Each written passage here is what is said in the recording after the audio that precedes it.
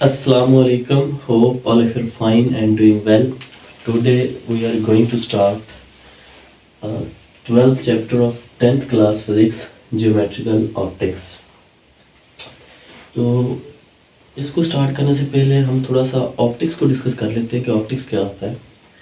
Optics basically कहते हैं light को। ये फिज़िक्स की वो ब्रांच है जिसके अंदर हम लाइट को डिस्कस करते हैं। ठीक है, लाइट एनर्जी की वो शक्ल है जो देखने का विजन, जो देखने की सेंस प्रोड्यूस करती है। ठीक है, हम विदाउट लाइट नहीं देख सकते। अंधेरा क्या होता है? Sense of light. आपकी इमेज की फॉर्मेशन हम किसी को देख पाते हैं, हम मिरर में अपनी रिफ्लेक्शन देखते हैं, दैट्स बिकॉज ऑफ लाइट। तो आपके पास ऑप्टिक्स ब्रांच है फिज़िक्स की जो स्टडी करती है किसके बारे में? लाइट के बारे में। लाइट की दो टाइप्स होती हैं, एक होती है ज्योमेट्रिकल ऑप्टिक्स, एक होती है physical optics.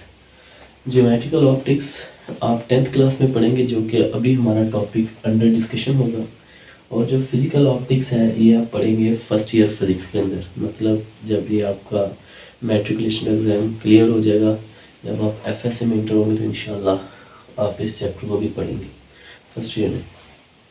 Okay, geometrical optics नाम से ज़ाहिर है, ऑप्टिक्स तो पता चल गया लाइट है, मतलब डिस्कशन तो लाइट की होनी है। ज्योमेट्रिकल, ज्योमेट्री क्या होती है? Shapes, structures, image formation. तो मतलब हम इस चैप्टर में किस तरह इमेज बनती है, इमेज की फॉर्मेशन कैसे होती है, स्ट्रक्चर कैसे होती है, उनको बनाने वाले जो इंस्ट्रूमेंट होते हैं हम उनको डिस्कस करेंगे, उनकी वर्किंग क्या होती है। तो नाम से ज़ाहिर है, तो मैंने यहाँ पे मेंशन भी कर दिया है, the branch of optics that deals with the optical instrument. ठीक है, एंड दे आर वर्किंग। तो ऑप्टिकल इंस्ट्रूमेंट किस तरह वर्क करते हैं और वो इमेज कैसे बनाते हैं हम वो डिस्कस करेंगे। ऑप्टिकल इंस्ट्रूमेंट कौन कौन से डिस्कस करेंगे हम? इनमें स्फेरिकल मिरर्स को डिस्कस करेंगे, लेंसेज को डिस्कस करेंगे, टेलीस्कोप को डिस्कस करेंगे, कंपाउंड माइक्रोस्कोप को डिस्कस करेंगे। तो with the passage of time हम जितने भी इंस्ट्रूमेंट डिस्कस करेंगे हम देखेंगे कि उनमें इमेज की फॉर्मेशन कैसी होती है। ठीक है, तो ये मैंने नीचे मेंशन कर दिया था। इस चैप्टर के अंदर हम रिफ्लेक्शन के बारे में पढ़ेंगे। अब रिफ्लेक्शन फिनोमेना किस इंस्ट्रूमेंट से होता है हम ये भी देखेंगे। हम रिफ्रैक्शन के बारे में पढ़ेंगे, हम कंपाउंड माइक्रोस्कोप के बारे में पढ़ेंगे, हम टेलीस्कोप के बारे में पढ़ेंगे। तो ये मैं चंद पॉइंट हाईलाइट किए हैं जिनको हम इस चैप्टर में डिस्कस करेंगे। बहुत सारी टर्मिनोलॉजीज होंगी लाइट से रिलेटेड जिनको हम इस चैप्टर में डिस्कस करेंगे। इसलिए ये जो मैं कोर्स स्टार्ट करने जा रहा हूँ, ये मोस्टली ये जो चैप्टर है चैप्टर 12, ये बच्चों को बड़ा डिफ़िकल्ट लगता है। ठीक है, इनको समझ नहीं आती। तो इंशाल्लाह I shall try my best to deliver it in a very convenient way. तो स्टार्ट करते हैं। ये इंट्रोडक्शन हो गया इसका ब्रीफ सा। आज हम क्यों वक्त ज़ाया करें, आज हम पहला टॉपिक डिस्कस कर ही लेते हैं जो है रिफ्लेक्शन ऑफ लाइट। इस चैप्टर में आपको लाइट ही नज़र आएगी। ठीक है, रिफ्लेक्शन सिर्फ लाइट नहीं होती, light is just a wave, electromagnetic wave. तो हर वेव की जो है वो रिफ्लेक्शन होती है, लेकिन क्योंकि हमने लाइट को डिस्कस करना है तो इसलिए पूरे का पूरा चैप्टर जो हमने कुर्बान कर दिया है वो लाइट के लिए। ठीक है, तो रिफ्लेक्शन ऑफ लाइट, रिफ्लेक्शन कहते हैं अक्स को। अक्स क्या होता है? आप यहाँ पे खड़े हो, आपका मिरर सामने है, तो आपको इमेज आपकी नज़र आ रही होती है, मतलब बाउंस बैक होना। किसी एक मीडियम से कोई चीज़ जाती है तो वापस उसी मीडियम में आ, जिसको हम क्या कहते हैं? रिफ्लेक्शन। तो लाइट की अगर बात करें, अगर हमारे पास लाइट ट्रैवल कर रही है from first medium to fall on the surface of second medium, then a part, ये बहुत इंपॉर्टेंट बात है आपकी डेफिनेशन में, a part of it turns back to the first medium. तो जब भी लाइट पहले मीडियम से जाते हुए दूसरे मीडियम की सतह पर टकराती है तो उसका कुछ हिस्सा पहले मीडियम में वापस लौट आता है, इसको क्या कहते हैं? रिफ्लेक्शन। याद रखिए लाइट के अंदर सिर्फ और सिर्फ एक ही फिनोमेना नहीं है रिफ्लेक्शन का, रिफ्रैक्शन भी होती है, डाइफ्रैक्शन भी होती है, अब्जॉर्प्शन भी होती है, स्कैटरिंग भी होती है। तो बहुत सारे फिनोमेनाज हैं, लेकिन इनमें से कुछ फिनोमेना जिस तरह स्कैटरिंग है, अब्जॉर्प्शन है, ये हायर लेवल के हैं, MSc लेवल के हैं, BS लेवल के हैं, तो इसलिए हम उनको यहाँ पे डिस्कस नहीं करेंगे।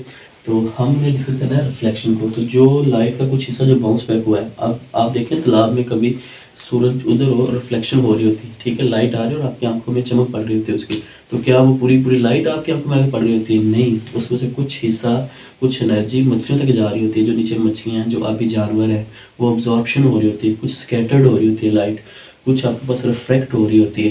तो ये हमारे पास क्या कहलाती है? रिफ्लेक्शन। अगर हम इसको डायग्राम में समझना चाहें तो फर्ज करें ये मेरे पास फर्स्ट मीडियम है, ठीक है, ये मेरे पास क्या है? सेकंड मीडियम, ठीक है, और ये सेकंड मीडियम की क्या है? सरफेस।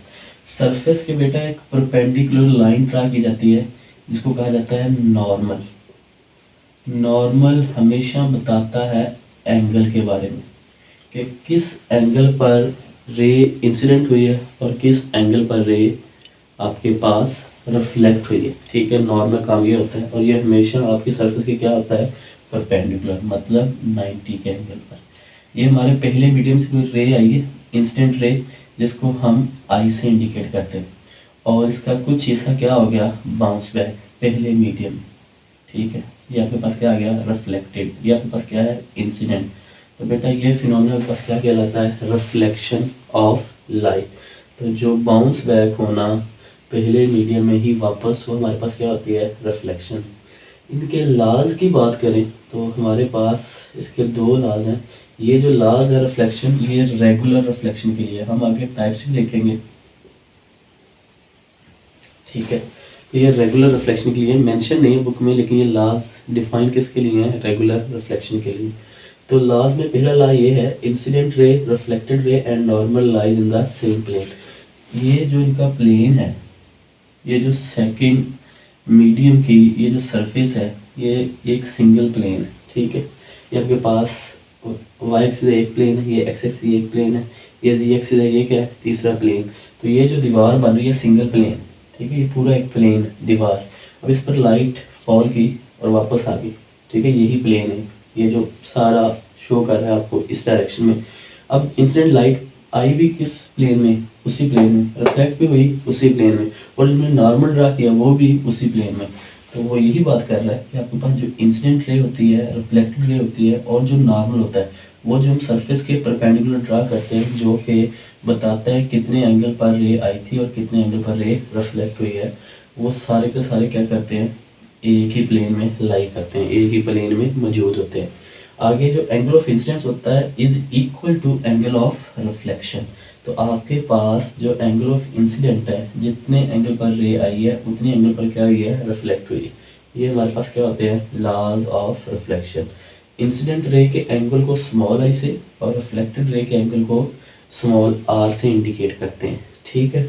आगे अगर हम टाइप्स की बात करें तो टाइप्स, क्योंकि मेरे पास जगह कम थी, मैंने लिखी नहीं, मैं यही बात को समझा देता हूँ आपको अगले पैराग्राफ में, जो कि यहाँ पर आप देख सकते हैं, नजर आ रहे हैं। ये जो दो टाइप्स हैं, इसमें एक रेगुलर है और एक क्या है? इरेगुलर। रेगुलर जो रिफ्लेक्शन होती है वो तब होती है जब आपका इंसिडेंट एंगल आपके रिफ्लेक्टेड एंगल क्या हो? इक्वल हो। तो इस तरह की जो रिफ्लेक्शन होती है वो क्या होती है? रेगुलर। और ये तब हो सकती है जब आपके पास जो सेकंड मीडियम की सरफेस है, जो उसका सतह है, वो क्या हो? प्लेन हो, हमवार हो।